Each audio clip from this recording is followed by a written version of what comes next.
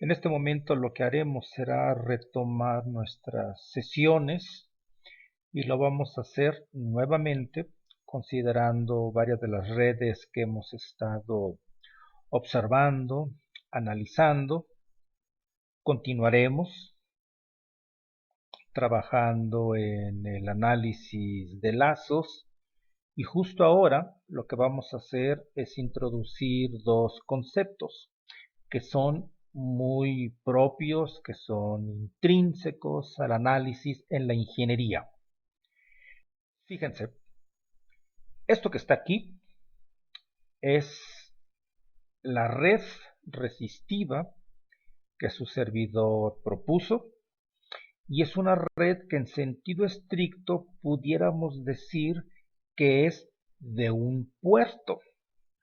Y es un puerto porque no hemos dicho mucho de la red, pero tampoco hemos dicho mucho en cuanto a qué tipo de señal recibe y qué tipo de respuesta genera. Es decir, únicamente hemos estado interesados en que haya una fuente de alimentación, una fuente de voltaje.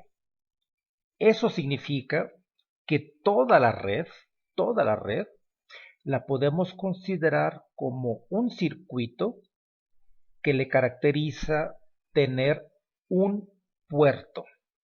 Y ese puerto es el que estamos utilizando para conectar la fuente de voltaje. Toda vez que la fuente de voltaje se conecta, estamos haciendo uso de ese puerto. Y lo que estamos también haciendo es una ilustración pictórica de que es un puerto que caracteriza, decíamos, a esta red. Pero hay algo más. Es decir, este concepto de tener un puerto no debiera sorprendernos. En casa, incluso en nuestra universidad, en los laboratorios, tenemos muchos sistemas que tienen la misma característica de las redes que hemos estado analizando y que tienen la misma característica de la red resistiva que cada uno de ustedes, equipo, propusieron. Así como yo estoy mostrando que la red resistiva tiene un puerto que es justo donde conecto a la fuente de voltaje, ustedes observen cualquiera de sus electrodomésticos en casa y ese electrodoméstico también tiene un puerto que ustedes usan para energizar. La conexión que hacemos a la toma de energía es justamente el puerto de ese electrodoméstico. Y vean que no nos interesa qué tipo de electrodoméstico es, sino que simplemente en esta imagen que les muestro, el puerto tiene una extensión que puede llevarse hasta la toma de energía. No es el único concepto. Estos conectores no son muy comunes, usualmente son de dos conductores o incluso tenemos de tres. Hay muchos electrodomésticos en casa que tienen tres conectores, dos que son idénticos en su forma, distintos porque uno es el positivo y el otro el negativo, y hay un tercer terminal que su lap tiene, su refrigerador tiene y en general hasta la televisión y los equipos que tienen un cierto valor incluye este tipo de tercer conector. Este tercer conector no está incluido en la imagen que yo les muestro, es decir, no está incluido en la red resistiva de un puerto. Ahí únicamente estoy señalando los puertos de signo positivo y negativo donde conecto la fuente.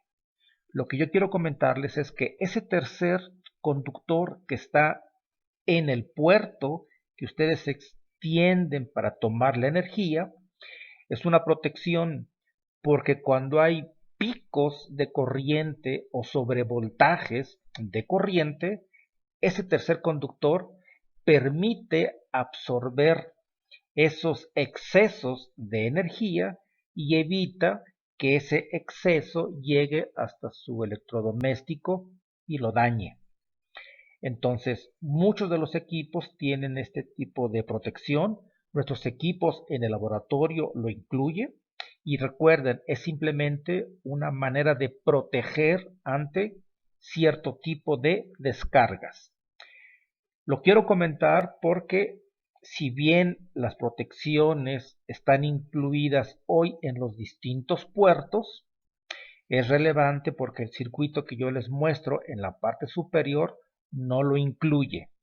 Así que sirva este comentario para recordar que esto es parte de la regulación que hoy está gobernando la producción de equipos en el mundo, pero en principio permítanme tomar simplemente la idea de un puerto, entendido este como signo positivo y signo negativo.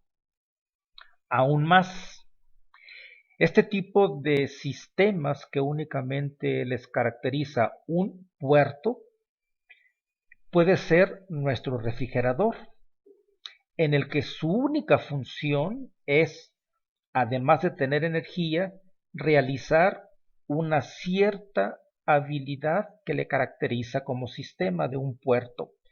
El refrigerador únicamente baja la temperatura y toda vez que esté encerrada, el frío se conserva y esa es su función. No hay otra actividad más que podamos exigirle a este sistema de un solo puerto.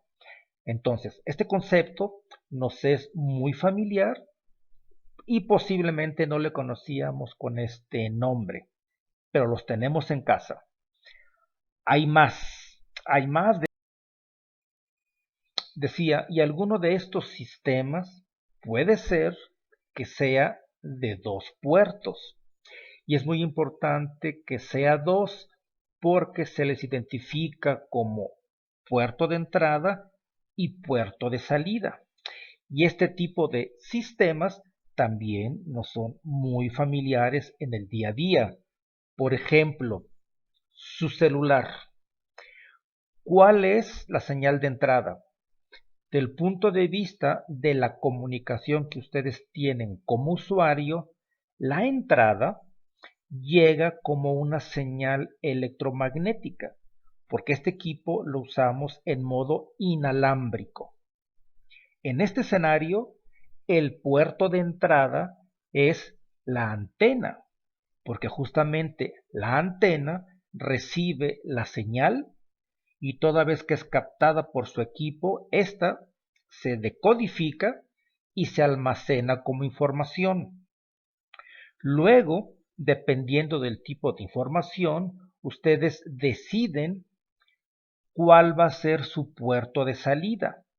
Por ejemplo, si ustedes quieren escucharlo como música, el puerto de salida es justamente donde ustedes conectan sus audífonos.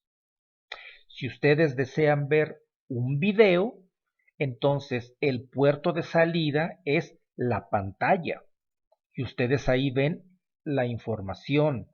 O si lo que recibieron fue un mensaje de texto, ustedes abren su ventana, su pantalla y ven la respuesta como caracteres, texto que ustedes leen.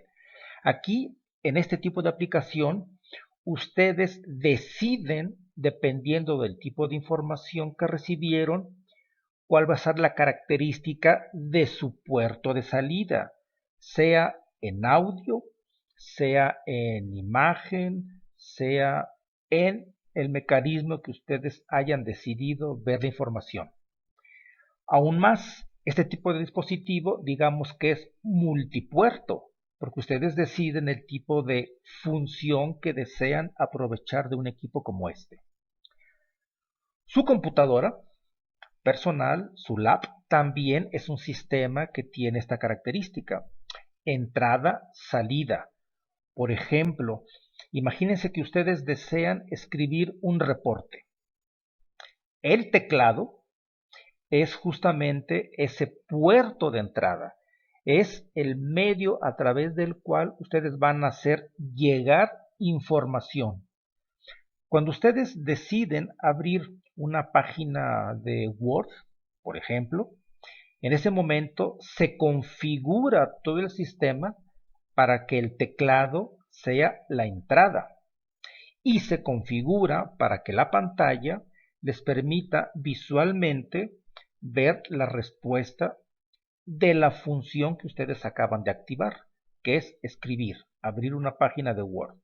Entonces, el equipo de cómputo también es un sistema multipuerto, porque así como ustedes pueden ver texto, también pueden escuchar audio, también pueden ver video, y en general es un sistema que también tiene esta característica. Ustedes deciden qué tipo de función desean tener. Pero hay otro tipo de sistemas en el que el puerto de entrada únicamente sirve para generar que ingrese energía, para que el sistema opere. Están polarizando. Y ustedes, al igual que su celular, programan el tipo de función que desean realizar. Al igual que en la lab, ustedes al seleccionar una aplicación configuran el tipo de respuesta que desean. El equipo que estamos viendo en la parte inferior derecha es un generador de funciones, que ya que está energizado, ustedes lo encienden y también de manera manual programan el tipo de función que ustedes deciden. Este generador provee como respuesta señales eléctricas y ustedes tienen un puerto de salida, o lo que es lo mismo, todo aquello que ustedes programan va a estar disponible justamente en ese puerto. Y recuerden que a ese puerto le caracteriza una función resistiva específica, que habíamos dicho es un estándar. En sistemas eléctricos para pruebas y para diseño, el puerto debe tener 50 ohms de impedancia. Lo que nos interesa en este momento es analizar las redes resistivas desde la identificación del puerto de entrada y del puerto de salida, en el entendido de que también podemos identificar puertos de salida y construir funciones específicas, tal y como lo podemos hacer con este generador, pero ahora lo vamos a hacer con nuestras redes resistivas.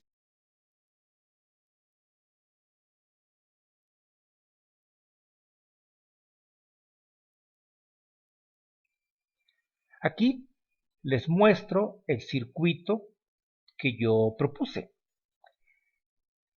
Y yo he decidido convertir esta red en un sistema de dos puertos. El puerto de entrada lo estoy utilizando para polarizar, habíamos dicho, para conectar una fuente de voltaje. Y he decidido, simplemente para propósitos ilustrativos, que el resistor R5, o mejor dicho, sus terminales, he decidido que sea el puerto de salida. Igual yo pude haber seleccionado R4, R2 o cualquier otro componente.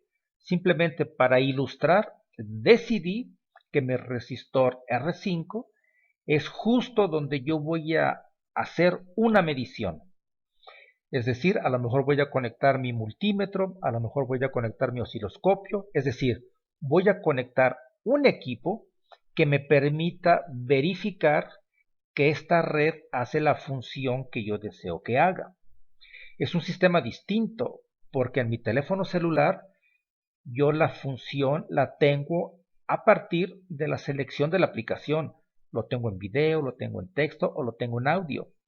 En una red eléctrica como esta, yo voy a diseñar estas redes para que genere una función.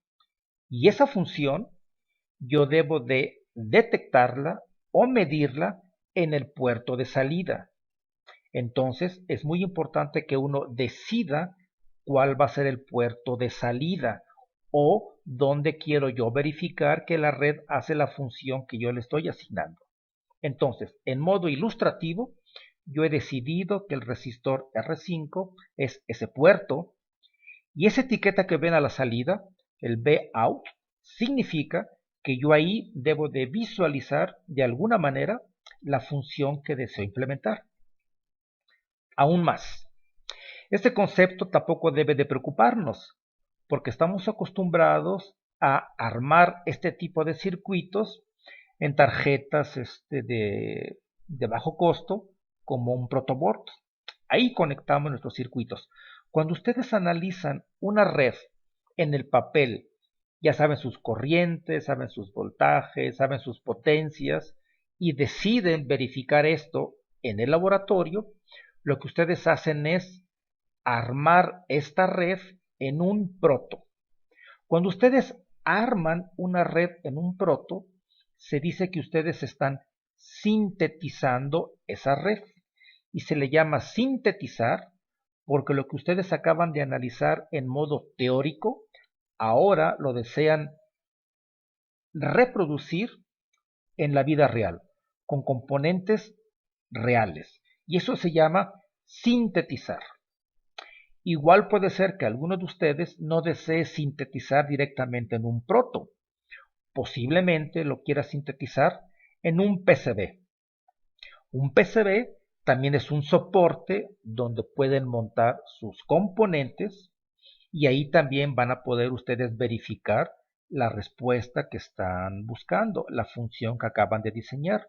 Ustedes desde que montan o desde que sintetizan saben cuál es el puerto de entrada y saben cuál es el puerto de salida. Incluso si ustedes quieren sintetizar esto a nivel substrato de silicio, es decir, ya no en PCB, ya no en proto, sino en un substrato semiconductor, también ustedes ahí saben en qué momento tienen un puerto de entrada y dónde está el puerto de salida. Así que estos conceptos, independientemente del tipo de soporte que estemos utilizando para sintetizar, nosotros como analistas, como diseñadores, sabemos dónde está el puerto de entrada y el de salida. Entiéndase, entrada porque voy a excitar, salida porque quiero medir la función o la respuesta. En cualquiera de estos escenarios tenemos un fenómeno que la propia síntesis viene con él de la mano.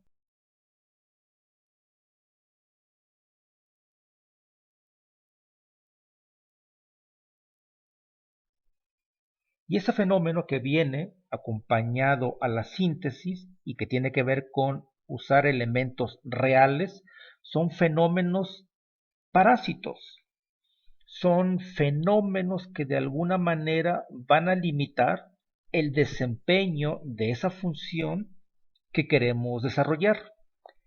Ese fenómeno no deseado, y quiero ser muy enfático, la síntesis introduce fenómenos no deseados. Y el más simple de estos fenómenos se parece mucho a los efectos que provoca un capacitor.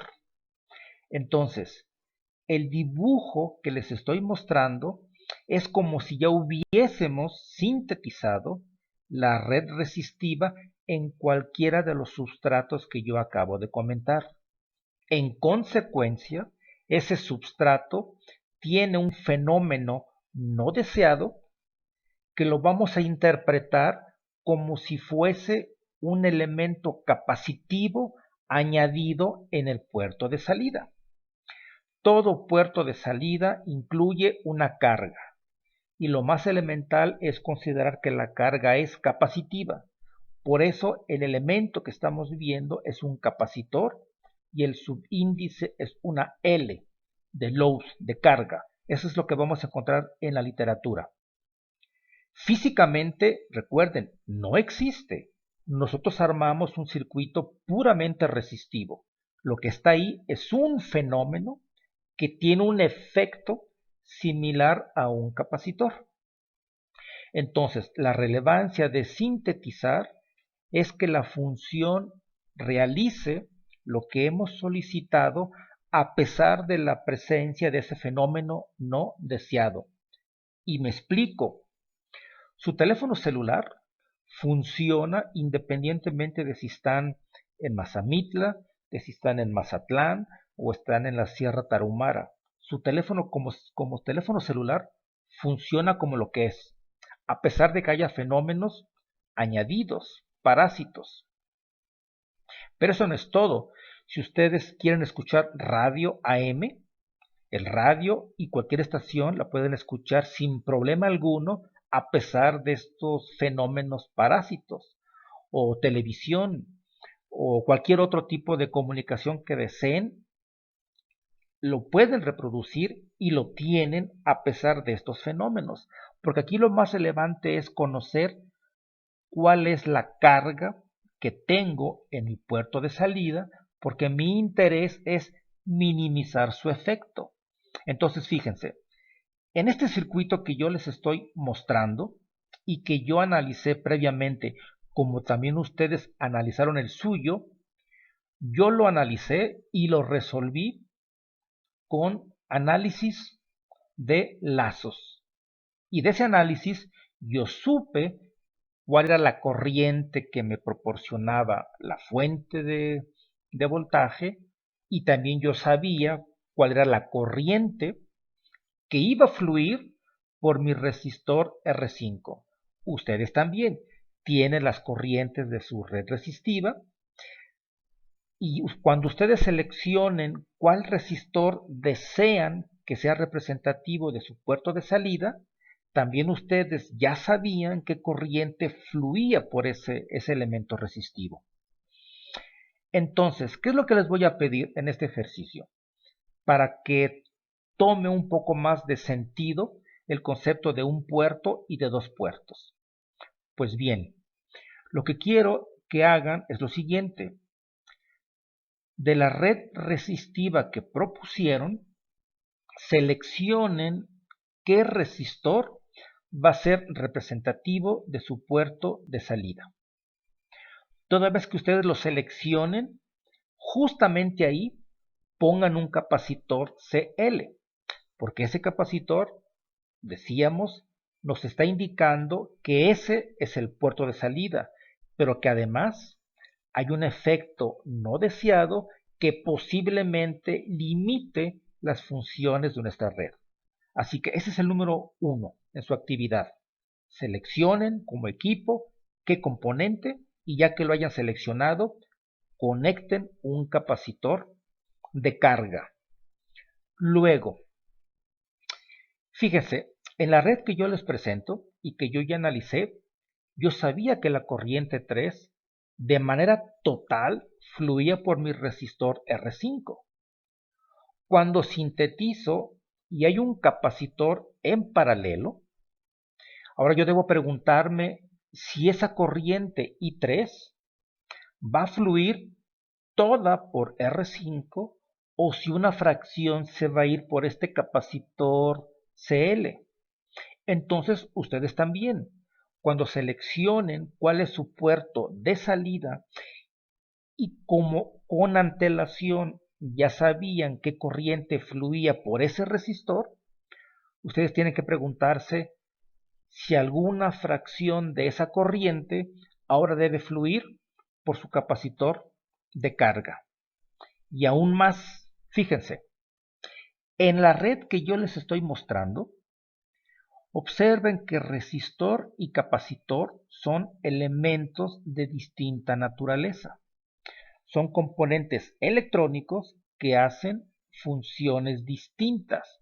Uno almacena carga eléctrica, el otro se opone al flujo de cargas. Entonces, como son distintas, no puedo hacer el paralelo de R5 con mi capacitor, porque son distintos. Pero el resistor R5 sí está en paralelo con R4. Pero vean que de R4 y R5 yo tengo un único resistor equivalente. Y ese resistor equivalente está en paralelo con mi capacitor. Pues aún más, ese resistor paralelo que yo ya determiné, vean que no puedo sumarlo con R2, porque R2 no está en serie con ese resistor que ya calculé. No, R2 está conectado en serie, pero con el paralelo de R4, R5 y la carga.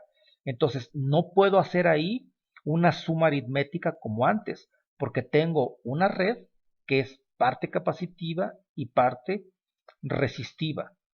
Tampoco puedo hacer la simplificación entre R1 y R3, porque ahí está R2.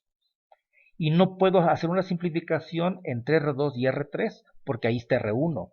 Es decir, cuando ustedes seleccionen un resistor que va a ser representativo de su puerto de salida, observen si pueden simplificarlo, así como yo lo estoy haciendo. R5 únicamente lo puedo simplificar con R4.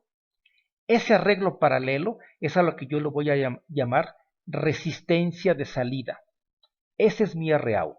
Y mi Rout está en paralelo con la carga.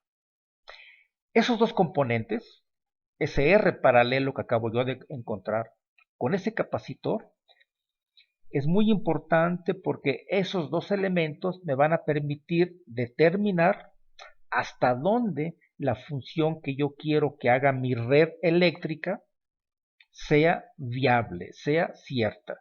Entonces ustedes también en su red vean si pueden simplificar de alguna manera los arreglos resistivos. Y cuando ya no puedan, entonces simplemente simplifiquen lo que sí puedan simplificar y entonces pregúntense, tengo una corriente que fluía antes por este componente, en mi caso por R5. Respondan la pregunta y si la pueden responder, demuéstrenla. ¿Qué fracción de la corriente original que fluía por R5 fluye por el capacitor de carga? Ustedes pregúntense lo mismo con su red y con su resistor que seleccionaron como puerto de salida. En mi caso, mi resistencia de salida va a ser el paralelo de R4 y R5, porque no puedo simplificarla más. Ustedes también, cuando vean quién es su resistor que forma parte del puerto de salida, decidan si se puede simplificar. Si se puede, háganlo. Y si no se puede, simplemente digan, este resistor es el que va a tomar el papel de resistencia de salida. Y esos dos parámetros van a ser importantes porque la resistencia de salida y la capacitancia de carga nos van a servir para definir rangos útiles de operación. Nos va a servir para definir rangos de desempeño en frecuencia. Por eso nosotros podemos distinguir radio AM, radio FM, televisión, rango de frecuencia audible, rango de frecuencias de voz y en general los rangos de frecuencia definen que los sistemas hagan su función de manera total.